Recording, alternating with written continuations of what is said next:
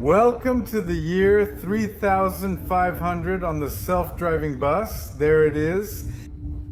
Here it comes. Look, see it? There it goes. I present to you, ladies and gentlemen, the first driverless passenger bus. That's right. Just like I showed you the self-driving taxi, now China takes it to the next level and shows us the self-driving autonomous bus. It costs 2 yuan. You can put the coins in there or pay with your phone. Like everything here in China, 2 yuan is just a few cents in dollars, just cents, a very, very low price. The autonomous driverless bus. Here we go. And with the app, it tells you which parts it's going through, which building is which. Just like a tourist bus. It tells you on your left you can see, on your right you can see if there's traffic in front of you. It tells you if it's expecting a higher volume of passengers. It keeps telling you, but I don't believe you, it's not possible. Let's see, take it for a spin so we can see. Here it goes, thank you. There's no driver. Let's see, there's a passenger looking at his phone, and this is where the driver should be, but there's no driver. It only has these cameras and sensors, and it lets you know where it stops, like any other bus, but without a driver. Just like the autonomous taxi I showed you in the United States, but this one is a passenger bus. And to those who are going to say, oh, you're such a liar, that bus doesn't run, it's just for show. Once it moves, the driver gets on. Oh, you're a liar. Besides being divorced from Chiapas, dumb and stupid, you're a liar. That bus won't run without a driver. Prove it to me. Well, there you go. He'll see. Let's go, just to see. This is China. Look, you're going to see futuristic towers like these, electric cars, and buses that drive themselves. There goes the bus. Look, wow. It doesn't break the speed limit. It doesn't get angry. It doesn't get frustrated. It doesn't come tired. It doesn't come drunk. It doesn't get distracted. It's not on the phone. It can run 24 hours a day. You can send it on the highway whether it's raining or foggy because it doesn't see with human eyes, it sees with sensors. And don't think we're on a one-way highway, that it's an easy road, that there are no traffic lights, that there are no other cars.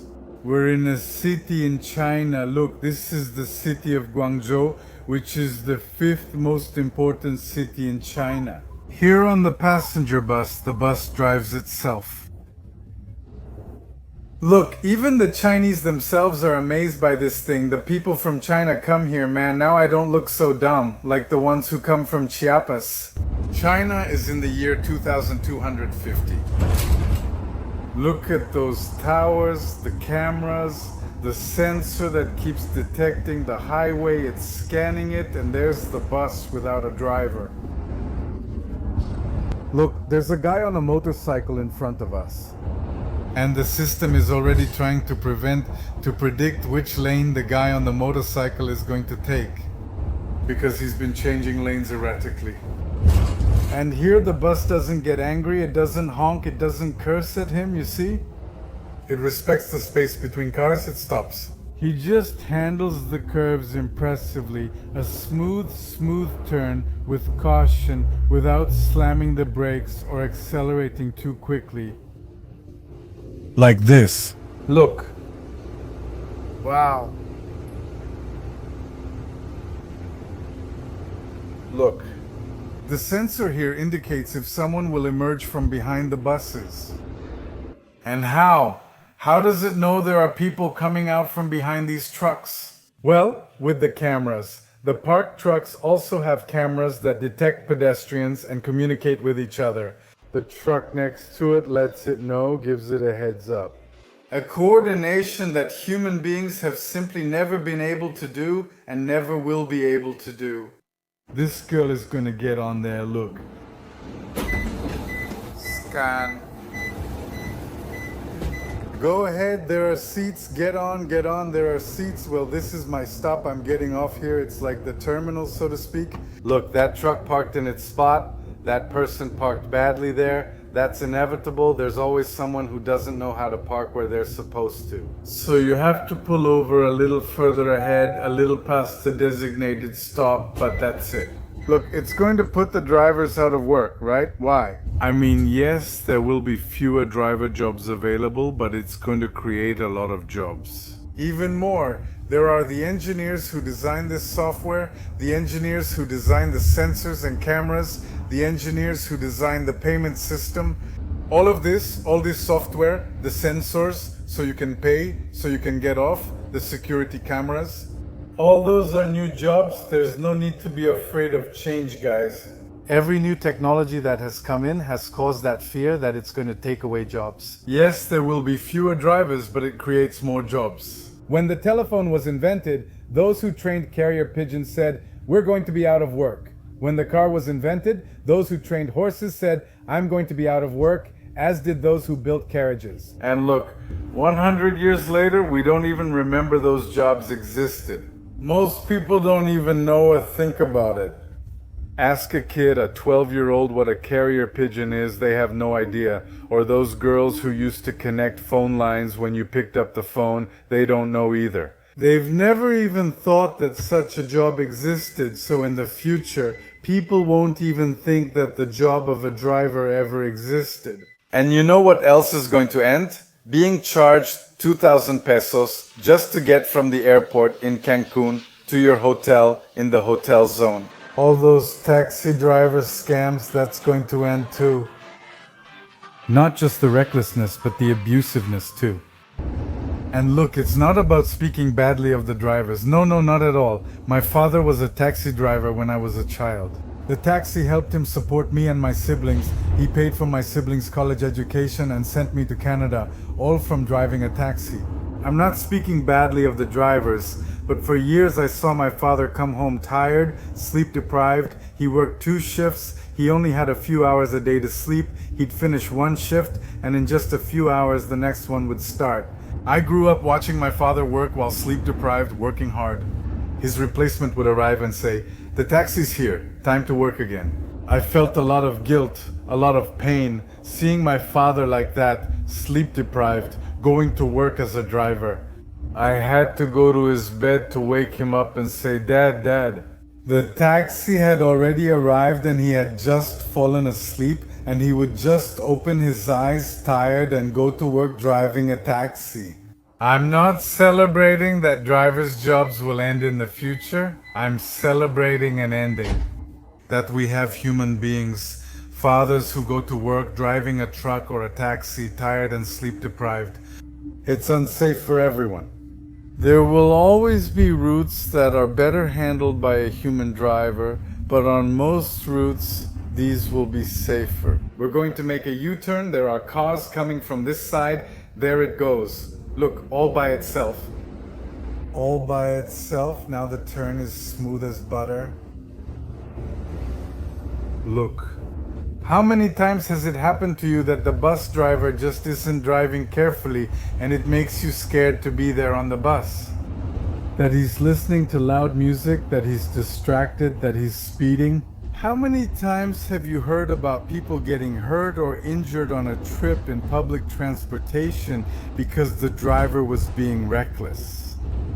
Another more colorful model. Look, it's nice. See how it parks next to its companion.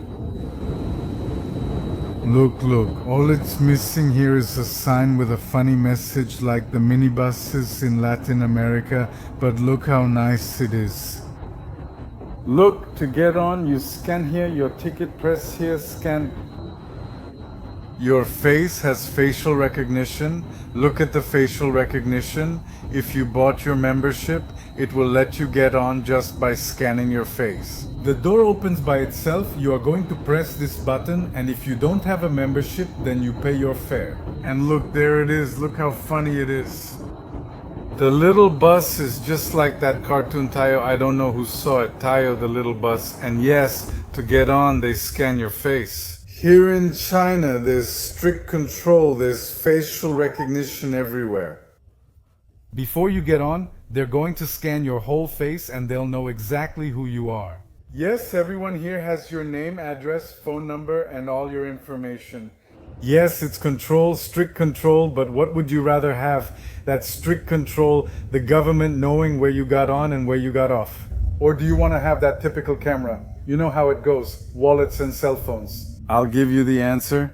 They'd rather have this than being robbed on public transportation. Because I've seen a lot of viral videos of beatings given to thieves who get on public transportation to rob people. Does that mean people are already fed up?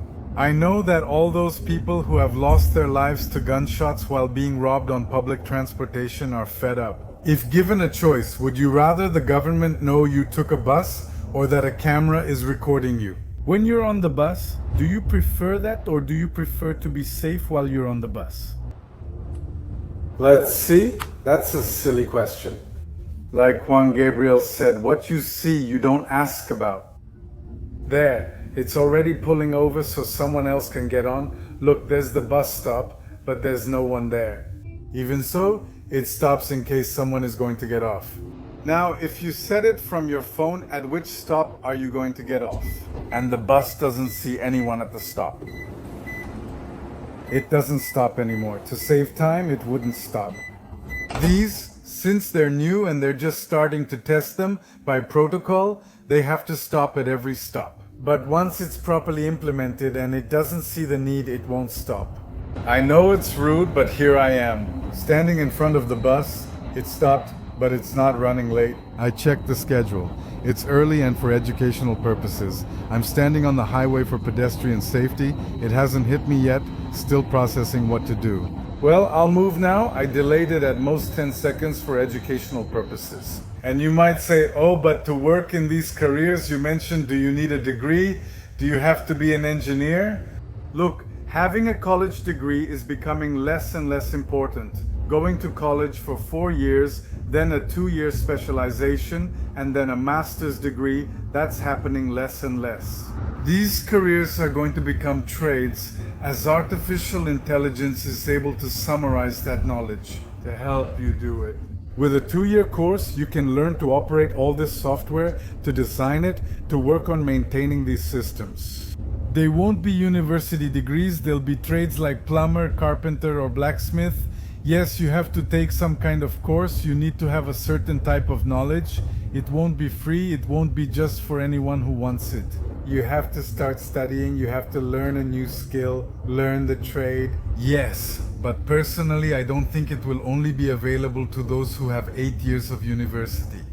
It will also be available for those of us who learned in the field, like I learned construction. In other words, what I'm trying to say is this. If a person is smart enough to learn how to drive a truck and handle the route, and collect the fare, and learn to chase after and fight with other minibus drivers for passengers, that's a very tough job, very demanding. If you can do it efficiently, can you learn any of the coding buildings within the transportation system? That's my opinion. Yes. Some jobs will disappear, like the driver job here, but new ones will be created. We have to be open to change. It waits for the pedestrians to cross, look, without honking at them, without saying, hey, hurry up. It just waits patiently. The little robot isn't in a rush. Where is it going? To the robot poker game. All it needs now is to have a can of paint on its head down here so it can feel at home. His girlfriend, one of those I showed you from the robot brothel, that's going to be his girlfriend, and this is going to be an inevitable future. Even if you don't like it, it's coming. There is the Canton Tower, look, a symbol of Chinese success in the city of Guangzhou. That's my stop, the Canton Tower. I'm almost there. It's telling me my stops. Look, normally I'd be scared to get on one of these or I'd question how safe it is. I'm getting on a driverless bus that's gonna go through a busy area in China. But lately I've seen so many things here in China that make you go, wow. I mean, nothing surprises me anymore. Things that never scared me before would still make me hesitate and ask, are you sure? What's safe here in China? You don't even think about it anymore. The bus stops and oh, there's no driver, it doesn't matter. Well, I do support this technology. Call me Illuminati, call me whatever you want. I support the implementation of this technology because accidents aren't just a thing in Latin America, they happen in developed countries too. It's rare, but it does happen, and unfortunately it's common in Latin American countries, Africa, Asia, and worldwide. The recklessness of drivers is something that has affected all of us, from every socioeconomic level. Because even if you're rich and have a car, you need public transportation, your domestic workers, and the people you depend on. Yes, and sometimes they're late and their quality of life decreases because of dangerous public transportation service. Here, my respects to China for this technology. I'm honestly impressed. Thank you.